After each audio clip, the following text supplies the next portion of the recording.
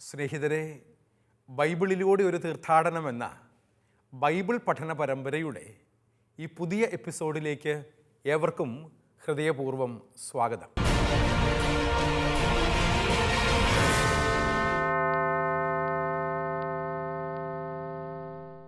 കഴിഞ്ഞ ഏതാനും ചില എപ്പിസോഡുകളായി ബൈബിളിലെ പുതിയ നിയമത്തിൽ നാലാം സുവിശേഷം എന്നറിയപ്പെടുന്ന യോഹന്നാൻ്റെ സുവിശേഷത്തിലെ കർത്താവിൻ്റെ പീഡാസഹനങ്ങളെക്കുറിച്ച് വിവരിക്കുന്ന 18-ാം അധ്യായമാണ് നമ്മൾ പഠിച്ചുകൊണ്ടിരിക്കുന്നത്. 18-ാം അധ്യായത്തിൽ പീലാത്തോസിൻ്റെ വീട്ടിൽ കർത്താവിനെ വിചാരണ ചെയ്യുന്ന വചനഭാഗമാണ് നമ്മൾ ഈ ക്ലാസ്സിൽ പഠിക്കുന്നത്.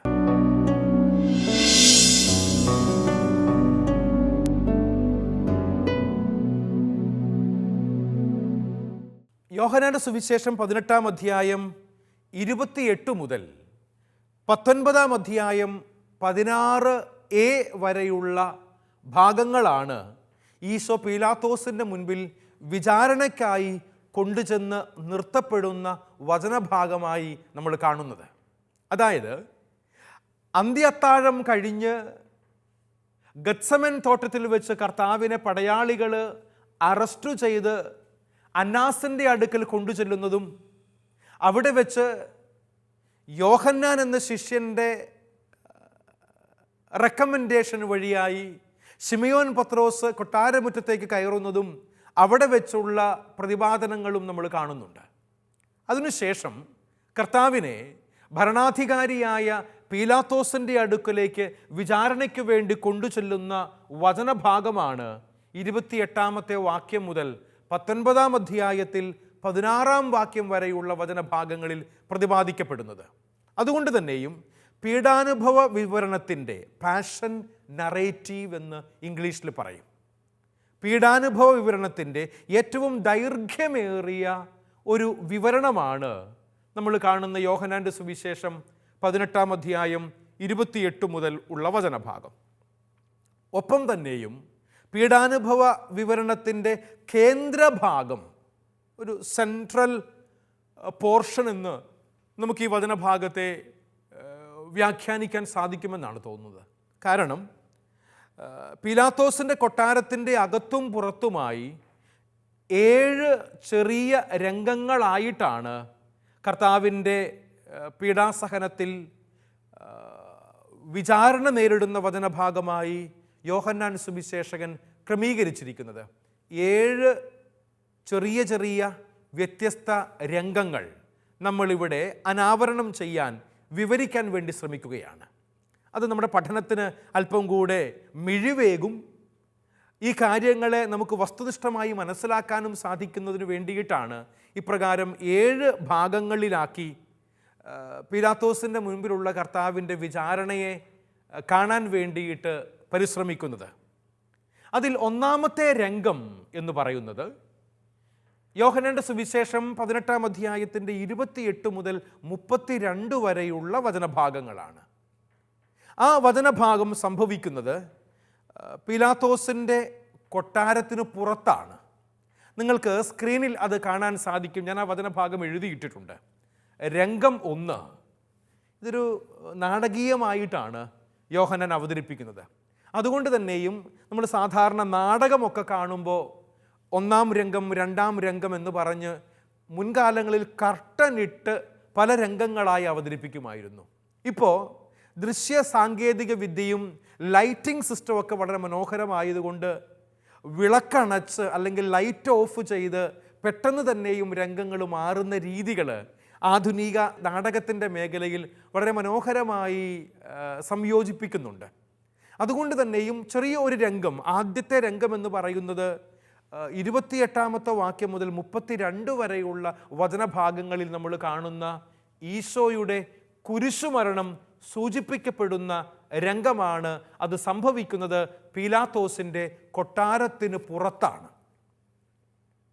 ഇതിനെക്കുറിച്ചുള്ള വിശദമായ വിവരണം തുടർന്നുള്ള ഭാഗങ്ങളിൽ ഞാൻ നൽകുന്നതാണ്. അതിൻ്റെ ആമുഖം മാത്രം ഇപ്പോൾ നമ്മൾ പറഞ്ഞു പോവുകയാണ്. രണ്ടാമത്തെ രംഗം എന്ന് പറയുന്നത് നിങ്ങൾക്ക് സ്ക്രീനിൽ കാണാൻ സാധിക്കും. കൊട്ടാരത്തിനകത്താണ്. ആദ്യത്തെ രംഗം കൊട്ടാരത്തിന് വെളിയിൽ, രണ്ടാമത്തെ രംഗം സജ്ജീകരിക്കപ്പെട്ടിരിക്കുന്നത് പീലാത്തോസിൻ്റെ കൊട്ടാരത്തിനകത്താണ്. അത് നമ്മൾ കാണുന്നത് 18-ാമത്തെ അധ്യായം 33-ാമത്തെ വാക്യം മുതൽ 38a വരെയുള്ള വചനഭാഗങ്ങളാണ്. ഈശോയും പീലാത്തോസും തമ്മിലുള്ള സംഭാഷണം അവിടെയുണ്ട്. ഈ സംഭാഷണ വിഷയം ഈശോയുടെ രാജത്വവുമായി ബന്ധപ്പെട്ടതാണ്. അതാണ് എൻ്റെ ദൈവശാസ്ത്രപരമായ നമുക്കുള്ള പ്രാധാന്യമെന്ന് പറയുന്നത്. അതുകൊണ്ട് തന്നെയും തൻ്റെ രാജ്യത്തിൻ്റെ സ്വഭാവം എന്താണ് എന്ന് ഈശോ വിവരിക്കുന്നുണ്ട്.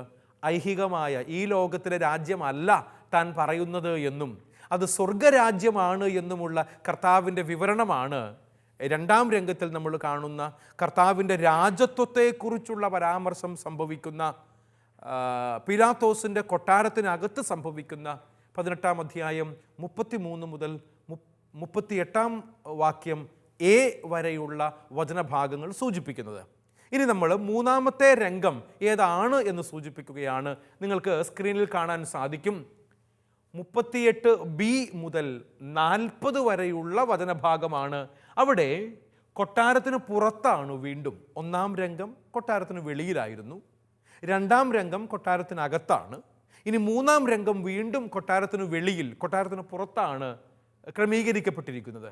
അവിടെ ഈശോയുടെ രാജത്വം പ്രഖ്യാപിക്കപ്പെടുകയും യഹൂദർ അത് തിരസ്കരിക്കുന്നു എന്നുള്ളതിനെക്കുറിച്ചുള്ള വ്യക്തമായ പരാമർശങ്ങളും അടങ്ങുന്ന വചനഭാഗമാണ്.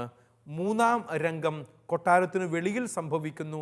അവിടെ വെച്ച് കർത്താവാണ് ഈ ലോകത്തിൻ്റെയും സകല രാജ്യങ്ങളുടെയും സ്വർഗരാജ്യത്തിൻ്റെയും അധിപനായ രാജാവ് എന്ന് അവൻ്റെ രാജത്വം പ്രഖ്യാപിക്കപ്പെടുകയാണ്. എന്നാൽ യഹൂദന്മാർ രാജാവായ കർത്താവിനെ തിരസ്കരിക്കുന്ന വചനഭാഗവും മൂന്നാം രംഗത്തിൽ നമ്മൾ കാണുന്നുണ്ട്.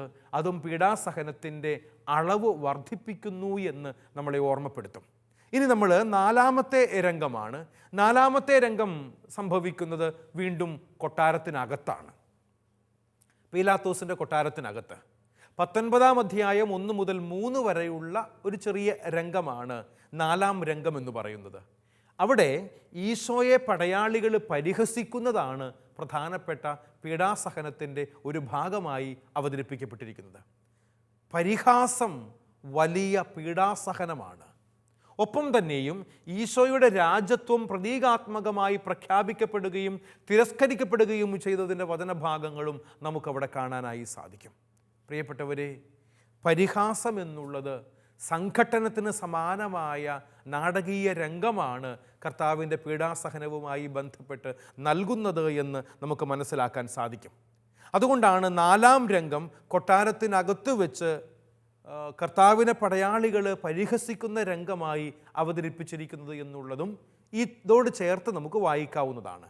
ഇനി അഞ്ചാം രംഗം എന്ന് പറയുന്നത് സ്ക്രീനിൽ നോക്കിക്കേ, 19-ാം അധ്യായം 4 മുതൽ 7 വരെയുള്ള ഭാഗമാണ്. ഇത് സംഭവിക്കുന്ന കൊട്ടാരത്തിന് പുറത്താണ്. വീണ്ടും കൊട്ടാരത്തിന് വെളിയിലേക്ക് പോകുന്നു. അവിടെ വളരെ പ്രധാനപ്പെട്ട ഒരു ഡയലോഗ് സംഭവിക്കുന്നുണ്ട്. ഇതാ മനുഷ്യൻ എന്ന് പറഞ്ഞ് ഈശോ ആണ് രാജാവ് എന്ന്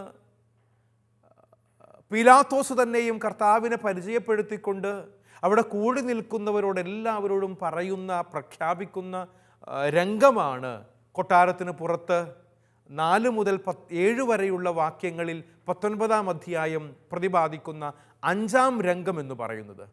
ഇതാ മനുഷ്യൻ ഈശോ രാജാവും വിധിയാളനുമായി പ്രഖ്യാപിക്കപ്പെടുകയും യഹൂദരാൽ തിരസ്കരിക്കപ്പെടുകയും ചെയ്യുന്ന വചനഭാഗം. യഹൂദന്മാർ കർത്താവിനെ ആവർത്തിച്ച് തിരസ്കരിക്കുന്നുണ്ട്, തള്ളിപ്പറയുന്നുണ്ട്, വേണ്ട എന്ന് വെക്കുന്നുണ്ട്.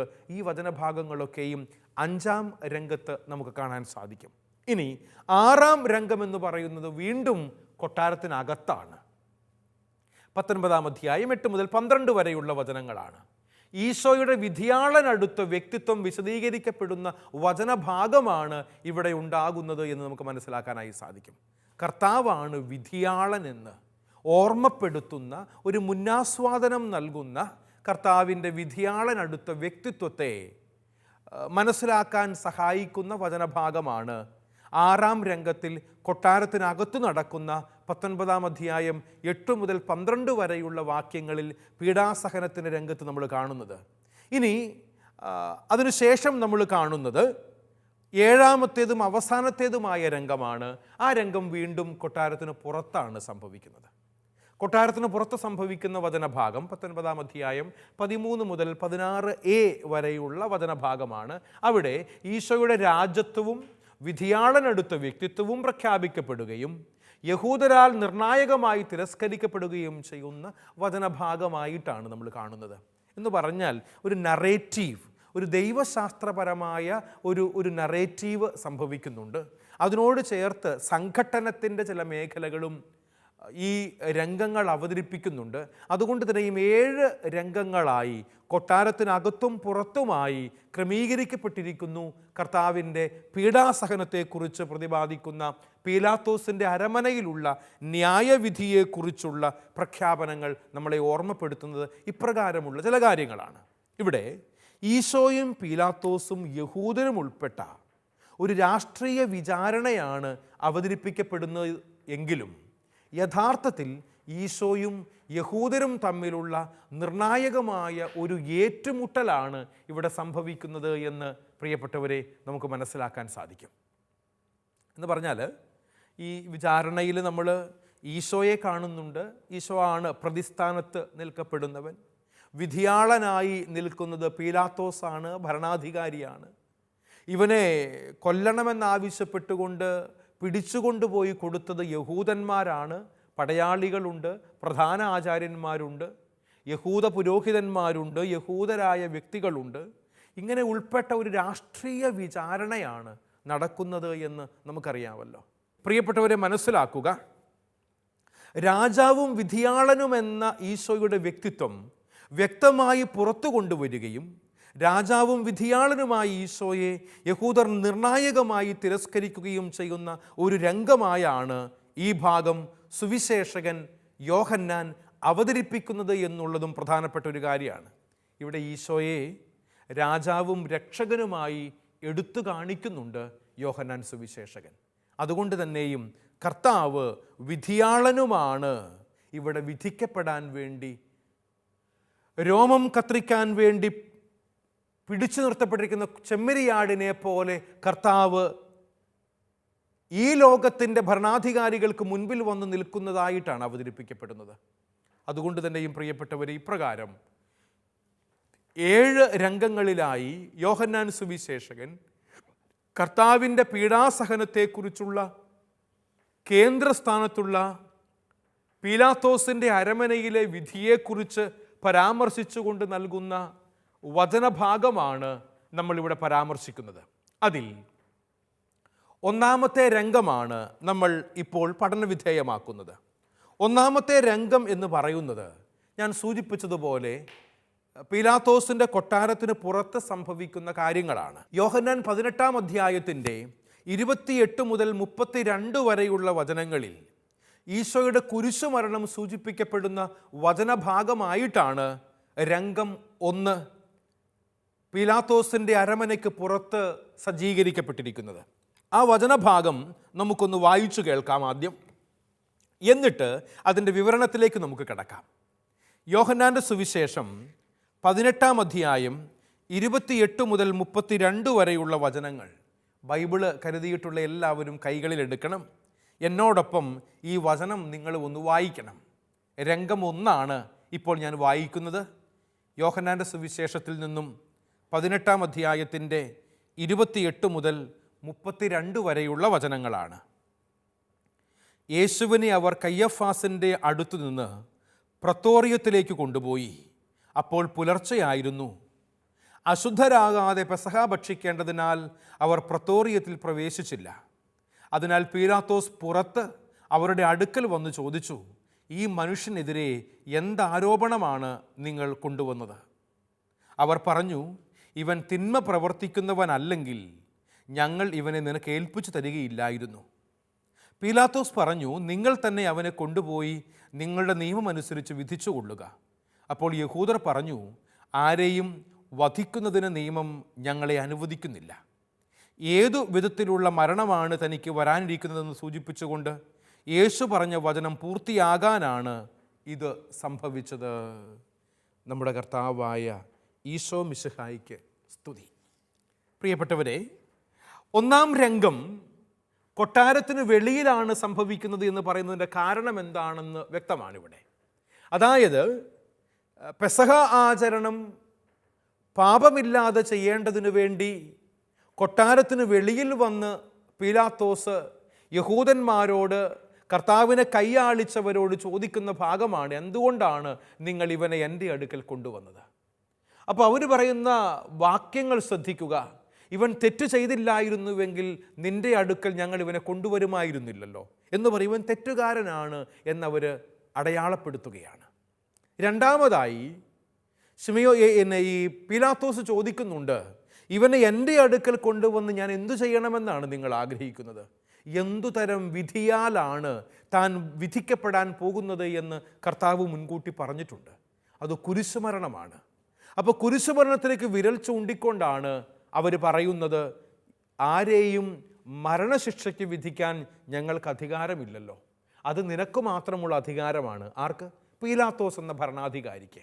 അതുകൊണ്ടാണ് ഞങ്ങൾ നിൻ്റെ അടുക്കൽ കൊണ്ടുവന്നത് എന്ന് യഹൂദന്മാരും പടയാളികളും കൂടെ ചേർന്ന് പീലാത്തോസിനോട് പറയുകയാണ് ഈ വചനഭാഗത്ത്. പ്രിയപ്പെട്ടവരെ, ഈശോ കുരിശിൽ തറയ്ക്കപ്പെട്ടു മരിക്കേണ്ടവനാണെന്ന വസ്തുത ഈ ആദ്യ രംഗം തന്നെയും പീഡാനുഭവവുമായി ബന്ധപ്പെട്ട് നമ്മളെ ഓർമ്മപ്പെടുത്തുന്നുണ്ട്. വധശിക്ഷയ്ക്കുള്ള അധികാരം യഹൂദർക്ക് ഇല്ല എന്നുള്ളത് വ്യക്തമാണ്. ഇത് ആൾക്കൂട്ടത്തിനുള്ള അവകാശവുമല്ലല്ലോ, അത് റോമൻ ഭരണാധികാരിക്ക് മാത്രമായി നിക്ഷിപ്തമാണ്.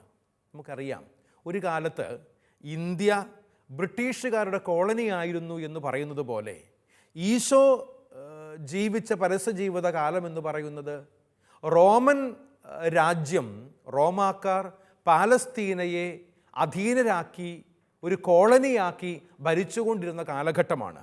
അതുകൊണ്ട് തന്നെയും പാലസ്തീനക്കാരനാണ് എങ്കിലും യഹൂദനാണ് എങ്കിലും റോമൻ ഭരണാധികാരിയാണ് വധശിക്ഷ നടപ്പിലാക്കേണ്ടത് എന്നുള്ളത്, വിധിക്കേണ്ടത് എന്നുള്ളത് യഹൂദന്മാർക്കറിയാം. മാത്രവുമല്ല, യഹൂദരുടെ നിയമപ്രകാരം ഇപ്രകാരമുള്ള എന്തെങ്കിലും സംഭവിച്ചു കഴിഞ്ഞാൽ കല്ലെറിഞ്ഞു കൊല്ലുന്ന പതിവാണ് ഉണ്ടായിരുന്നത്. പ്രാകൃതമായ ഒരു വധശിക്ഷയാണ് യഹൂദർ വിധിച്ചുകൊണ്ടിരുന്നത്, കല്ലെറിഞ്ഞു കൊല്ലുക. അപ്രകാരമുള്ള നിയമത്തെക്കുറിച്ച് ലേവ്യരുടെ പുസ്തകം 24 അധ്യായത്തിൻ്റെ 16 തിരുവചനവും ഒപ്പം തന്നെ നിയമാവർത്തന പുസ്തകത്തിൻ്റെ 17 അധ്യായത്തിൻ്റെ 7 തിരുവചനവും നമ്മളെ ഓർമ്മപ്പെടുത്തുന്നുണ്ട്. ഈ 2 വചനഭാഗങ്ങളും പറയുന്നത് യഹൂദന്മാരാരെങ്കിലും ഇസ്രായേൽക്കാരെങ്കിലും തെറ്റു ചെയ്താൽ അവരെ കല്ലെറിഞ്ഞു കൊല്ലണം എന്നാണ്. സ്റ്റോൺ ടു ഡെത്ത് എന്ന് പറയും. അങ്ങനെയുള്ള നിയമം അനുസരിച്ചാണ് നമുക്കറിയാമല്ലോ പാപിനിയായ സ്ത്രീയെ കല്ലെറിയാൻ വേണ്ടി ഈശോയുടെ അടുക്കൽ കൊണ്ടുവരുന്ന രംഗമൊക്കെ നമുക്ക് ഓർമ്മയില്ലേ? സ്തേഫാനോസ് എന്ന് വിളിക്കപ്പെടുന്ന എസ്തപ്പാനോസിനെ കല്ലെറിഞ്ഞു കൊല്ലുന്ന രംഗം നടപടി പുസ്തകത്തിൽ അഥവാ അപ്പസ്തോല പ്രവർത്തനങ്ങളിൽ നമ്മൾ വായിക്കുന്നില്ലേ? ഇതൊക്കെയും സൂചിപ്പിക്കുന്നത് യഹൂദന്മാരുടെ ശിക്ഷാ നിയമം അനുസരിച്ച് വധശിക്ഷ വിധിച്ചു കഴിഞ്ഞാൽ കല്ലെറിഞ്ഞു കൊല്ലുന്ന രീതിയാണ് അന്ന് നിലവിലുണ്ടായിരുന്നത്. എന്നാൽ റോമൻ രാജ്യത്തിൻ്റെ നിയമം അനുസരിച്ചാണ് കുരിശിൽ തൂക്കിക്കൊല്ലുന്ന നിയമം ഉണ്ടായിരുന്നത്. അതുകൊണ്ട് തന്നെയുമാണ് പാലസ്തീനായുടെ ഭരണാധികാരിയായി റോമിനു വേണ്ടി ന്യായാന്യായങ്ങൾ നോക്കുന്ന പീലാത്തോസ് എന്നുള്ള ഭരണാധികാരി കർത്താവിനെ കുരിശിൽ തൂങ്ങി മരിക്കാൻ വേണ്ടി ഏൽപ്പിച്ചു കൊടുക്കുന്നത്. ക്രൂശിക്കൽ എന്നുള്ളത് റോമൻ വധശിക്ഷയാണ് എന്നുള്ളത് നമുക്കിവിടെ മനസ്സിലാക്കാൻ വേണ്ടി സാധിക്കും. അതുകൊണ്ടാണ് യഹൂദർ ഈശോയെ വിസ്താരത്തിനായി പീലാത്തോസിൻ്റെ അടുക്കൽ കൊണ്ടുവന്ന് നിർത്തുന്നത്. അതല്ലെങ്കിൽ കല്ലെറിഞ്ഞു കൊല്ലാനാണെങ്കിൽ അത് യഹൂദർക്ക് തന്നെയും നടപ്പിലാക്കാൻ സാധിക്കുന്ന ശിക്ഷയായിരുന്നു എന്നുള്ളതും ഇവിടെ പ്രസ്താവ്യമായ ഒരു കാര്യമാണ്. കർത്താവ് മുൻകൂട്ടി സൂചിപ്പിച്ചതുപോലെ കുരിശുമരണത്തിന് വേണ്ടിയാണ് അവൻ വിധിക്കപ്പെടുന്നത്. അതുകൊണ്ടാണ് റോമൻ ഭരണാധികാരിയായ പീലാത്തോസിൻ്റെ അടുക്കൽ കർത്താവിനെ കൊണ്ടുവന്ന് നിർത്തുന്നതും. യോഹന്നാൻ്റെ സുവിശേഷം പ്രതീകങ്ങൾക്ക് പ്രാധാന്യം നൽകുന്ന ഒരു സുവിശേഷമാണെന്ന് പ്രാരംഭ കാര്യങ്ങൾ പറഞ്ഞപ്പോൾ ഞാൻ നിങ്ങളെ ഓർമ്മപ്പെടുത്തിയിരുന്നു. ഈശോയെ പീലാത്തോസിൻ്റെ പക്കലേക്ക് കൊണ്ടുപോകുന്നത് പുലർച്ചെ ആയപ്പോഴാണ്. 28-ാമത്തെ വാക്യത്തിൽ നമ്മൾ വായിച്ചു കേട്ടതും അങ്ങനെയാണല്ലോ. ഈ പ്രസ്താവനയിൽ പ്രതീകാത്മകമായ ഒരു അർത്ഥമുണ്ട് എന്ന് പറഞ്ഞാൽ, പുലർച്ചെ എന്ന് പറയുമ്പോൾ ഈശോ ലോകത്തിൻ്റെ പ്രകാശമാണ് എന്നുള്ള വ്യംഗ്യമായ ഒരു അർത്ഥം ഇവിടെ സൂചിപ്പിക്കപ്പെടുന്നുണ്ട്. യോഹന്നാൻ്റെ സുവിശേഷത്തിൽ ഈശോ പ്രകാശമാണ് എന്ന് പല ആവർത്തി വ്യക്തമാക്കുന്ന വചനഭാഗങ്ങൾ നമുക്ക് കാണാനായി സാധിക്കുമെന്നുള്ളതും, അത് പല പ്രാവശ്യം നമ്മൾ വചനവ്യാഖ്യാനത്തിനിടയിൽ ഈ പഠനത്തിൽ തന്നെയും കണ്ടിട്ടുണ്ട് എന്നുള്ളതും ഇവിടെ ഞാൻ കൂട്ടിച്ചേർക്കാൻ ആഗ്രഹിക്കുകയാണ്. അതിൽ 2 റെഫറൻസസ് മാത്രം നിങ്ങളുടെ ഓർമ്മയിലേക്ക് കൊണ്ടുവരാൻ ഞാൻ ആഗ്രഹിക്കുന്നു. സ്ക്രീനിൽ ആ റെഫറൻസസ് എഴുതിയിട്ടിട്ടുണ്ട്. യോഹന്നാൻ 8-ാം അധ്യായം 12-ാം തിരുവചനവും 9-ാം അധ്യായം 4-5 വാക്യങ്ങളും ക്രിസ്തു ഈ ലോകത്തിൻ്റെ പ്രകാശമാണ് എന്ന് അവതരിപ്പിക്കുന്ന വചനഭാഗമാണ് എന്നുള്ളതും ഇവിടെ നമുക്ക് ഓർക്കും. കാരണം എന്താണെന്നറിയാവോ? പുലർച്ചയായപ്പോഴാണ് പീലാത്തോസിൻ്റെ അടുക്കലേക്ക്, അതായത് അന്നാസിൻ്റെ അടുക്കൽ നിന്നും പ്രത്തോറിയത്തിലേക്ക് കൊണ്ടുവന്നത് എന്നുള്ളത് നമുക്ക് മനസ്സിലാക്കാൻ സാധിക്കുമ്പോൾ, പുലർച്ചയാകുമ്പോൾ, അറ്റ് ദ ഡോൺ എന്ന് പറയും, at the morning, early hours of the morning, പ്രഭാതത്തിൽ തന്നെ നേരം പുലരുന്ന സമയത്ത്, പ്രകാശം ഉദിച്ചു വരുന്ന സമയത്താണ് കർത്താവിനെ കൊണ്ടുവന്നത്. കാരണം അവൻ ലോകത്തിൻ്റെ പ്രകാശമാണ് എന്നുള്ള അർത്ഥമാണ് ഇവിടെ നമുക്ക് ലഭിക്കുന്നത് എന്നുള്ളതും ദൈവശാസ്ത്രപരമായി കാണാൻ സാധിക്കുന്ന കാര്യമാണ്. ആരും കണ്ടിട്ടില്ലാത്ത ദൈവത്തെ ലോകത്തിന് കാണിച്ചു കൊടുക്കുന്നവൻ എന്ന നിലയിലാണ് ഈശോ ലോകത്തിൻ്റെ പ്രകാശമാകുന്നത്. ഇവിടെ ചിലരൊക്കെ ചോദിക്കാറുണ്ട്, അച്ഛാ എന്തുകൊണ്ടാണ് ഈശോ ലോകത്തിൻ്റെ പ്രകാശമാണെന്ന് പറയുന്നത്? അവൻ ലോകത്തിൻ്റെ പ്രകാശമാണ് എന്ന് പറയുന്നതിൻ്റെ കാരണം, ആരും കണ്ടിട്ടില്ലാത്ത ദൈവത്തെ ഈ ലോകത്തിന് കാണിച്ചു കൊടുത്തത് യേശു എന്ന ദൈവപുത്രൻ മനുഷ്യനായി അവതരിച്ചത് വഴിയായിട്ടാണ്. അതുകൊണ്ട് തന്നെയും തൻ്റെ ജീവിതത്തിലൂടെയാണ് താൻ ലോകത്തിൻ്റെ പ്രകാശമായത് എന്ന് ഈശോ തന്നെയും വിവരിക്കുന്നുണ്ട് എന്നുള്ളതും പ്രിയപ്പെട്ടവർ ഇവിടെ നമുക്കെല്ലാവർക്കും ഓർത്തിരിക്കാൻ സാധിക്കുന്ന കാര്യമാണ്. അതുകൊണ്ട് തന്നെയും മനസ്സിലാക്കേണ്ടത്, തൻ്റെ ജീവിതത്തിലൂടെയാണ് താൻ ലോകത്തിൻ്റെ പ്രകാശമായത് എന്ന് ഈശോ ഓർമ്മപ്പെടുത്തുന്നുണ്ട്.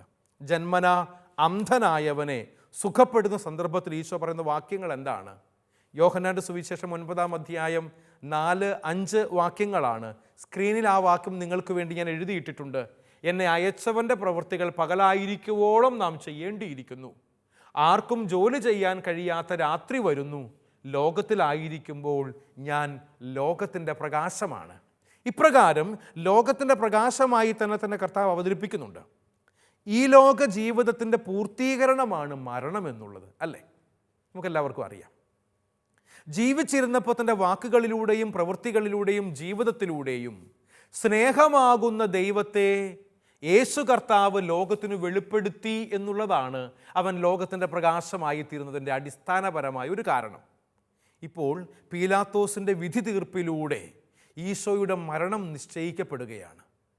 മനുഷ്യകുലം മുഴുവനും വേണ്ടി സ്വജീവിതം അർപ്പിക്കുന്നതിലൂടെ സ്നേഹമാകുന്ന ദൈവം നിർണായകമാം വിധം ലോകത്തിന് വെളിപ്പെടുത്തുകയാണ് എന്നുള്ളതും നമുക്ക് മനസ്സിലാക്കാൻ സാധിക്കും. അതുകൊണ്ടാണ് യോഹന്നാൻ 18-ാം അധ്യായത്തിൻ്റെ 28b നമ്മൾ വായിച്ചു കേട്ടതുപോലെ, അശുദ്ധരാകാതെ പെസഹ ഭക്ഷിക്കേണ്ടതിനാൽ അവർ പ്രത്തോറിയത്തിൽ പ്രവേശിച്ചില്ല എന്നുള്ള വചനം നമ്മൾ കാണുന്നതും. ഇപ്രകാരം ദൈവികമായ കൃപാവരത്തെ കൊണ്ട് ഞാനും നിങ്ങളും സ്വീകരിക്കാൻ തയ്യാറാകുമ്പോൾ, ഈശോയുടെ കുരിശുമരണ ദിവസത്തെ സംബന്ധിച്ച് യോഹന്നാൻ ശ്ലീഹായുടെ സുവിശേഷവും സമാന്തര സുവിശേഷങ്ങളും തമ്മിലുള്ള വ്യത്യസ്തമായ പ്രതിപാദനങ്ങളും ഇവിടെയുണ്ട്. സമാന്തര സുവിശേഷങ്ങളിൽ ഈശോ പെസഹ തിരുനാളിൽ ശിഷ്യന്മാരോടൊന്നിച്ച് പെസഹ ഭക്ഷണം കഴിച്ചതിന് ശേഷമാണ് പീഡാനുഭവത്തിലേക്ക് കടക്കുന്നത്. എന്നാൽ യോഹന്നാൻ്റെ സുവിശേഷ വിവരണം അനുസരിച്ച് ഈശോ പീലാത്തോസിൻ്റെ മുൻപിലേക്ക് ആനയിക്കപ്പെടുമ്പോൾ പെസഹ ഭക്ഷണം നടന്നിട്ടില്ല എന്നുള്ള ഒരു പരാമർശം ഇവിടെയുണ്ട്. അപ്പോൾ ഇപ്രകാരം 2 വ്യത്യസ്തമായ രീതികളിൽ സമാന്തര സുവിശേഷകന്മാരും ഒപ്പം തന്നെയും 4-ാം സുവിശേഷകനായ യോഹന്നാനും അവതരിപ്പിക്കുന്നുണ്ട് എന്നുള്ളത് വ്യത്യസ്തമായ ദൈവശാസ്ത്രപരമായ പ്രമേയങ്ങളാണ് അവതരിപ്പിക്കുന്നത് എന്ന കാരണത്താലാണ്. അതുകൊണ്ട് പ്രിയപ്പെട്ടവരെ, ലോകത്തിൻ്റെ പ്രകാശമായി ഈശോയെ ഞാനും നിങ്ങളും നമ്മുടെ നാഥനായി സ്വീകരിക്കുന്നത് വഴിയായി അവൻ്റെ പ്രകാശത്തിൽ നയിക്കപ്പെടാനും മറ്റുള്ളവർക്ക് പ്രകാശമാകാനുമുള്ള ഉത്തരവാദിത്വമാണ് ദൈവം നമ്മളിൽ നിന്നും പ്രതീക്ഷിക്കുന്നത്. സ്വീകരിക്കാം, ജീവിക്കാം.